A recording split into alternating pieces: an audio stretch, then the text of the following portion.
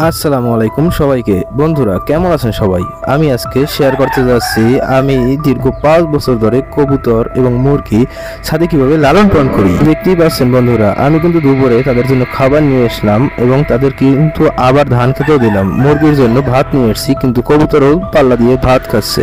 এদিকে আমি কবুতরকে ধান দিয়ে দিলাম। দেখতেই পাচ্ছেন বন্ধুরা কত সুন্দর করে তাদের দুপুরের খাবার কমপ্লিট করলো তারা। বন্ধুরা আপনারা যদি কবুতর এবং মুরগি লালন পালন করতে চান ছাদে, কোনো কিন্তু ব্যাপার না, এটা কিন্তু খুব সহজেই আপনারা বাসাতেই লালন পালন করতে পারবেন। কবুতরে কিন্তু তেমন কোনো প্যারা নেই, জাস্ট বাসা বানিয়ে দেবেন, খাবার দেবেন আর সুন্দর মতো একটা রেস্টের জায়গা রাখবেন তাদের জন্য। আর এদিকে মুরগির জন্য যেভাবে ঘর তৈরি করে সেভাবে তৈরি করবেন। আমি কিন্তু ছাদে বিভিন্নভাবে গাছ লাগানোর চেষ্টা করছিলাম, গাছগুলো আস্তে আস্তে হয়েছে এবং রোদ্দুরের তাপে কিছুটা কিন্তু মারা গিয়েছে। দেখতেই পাচ্ছেন বন্ধুরা পিছিয়ে পুকুর, এই পুকুরে কিছু কিছু মাছ আছে এবং এখন দেখতে পাচ্ছেন যে মুরগিটাকে সে কিন্তু হয়ে গেছে, এখন সে বসে আছে। আমি তাকে বাইরে নিয়ে দিই যেন সে একটু খেতে পারে। আর এদিকে দেখতে পাচ্ছেন যে এই মোরগটা কিন্তু বসে আছে, সে কিন্তু আমাকে দাঁড়িয়ে দাঁড়িয়ে বকছে যে কি করছে। বন্ধুরা আজকে এই পর্যন্তই। তোমাদের যদি আমাদের এই ভিডিওগুলো ভালো লেগে থাকে তাহলে অবশ্যই লাইক কমেন্ট শেয়ার করবে এবং কমেন্টে সুন্দর করে জানিয়ে দেবে যে তোমরা আসলে কি চাও। তো আল্লাহ হাফেজ।